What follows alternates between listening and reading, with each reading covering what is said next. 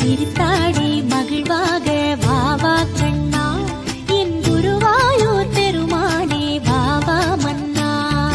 சிரித்தாடி மகிழ்வாக வாவா கண்ணா என் குருவாயூர் பெருமானே வாவா மன்னா. எல்லாருக்கும் தலைமேல எழுத்தொன்னு உண்டு, என்னான்னு யார் சொல்லக்கூடும்? கண்ணீர கொடம் கொண்டு வடிச்சாலும் கூட என்னாலும் அழியாமல் வாழும். யாரார்க்கு எதுவென்று விதி போடும் பாத போனாலும் 10 மாசம் சுமந்து பட்ட பாடும் மறந்து பிள்ளை செல்வம் பிறக்க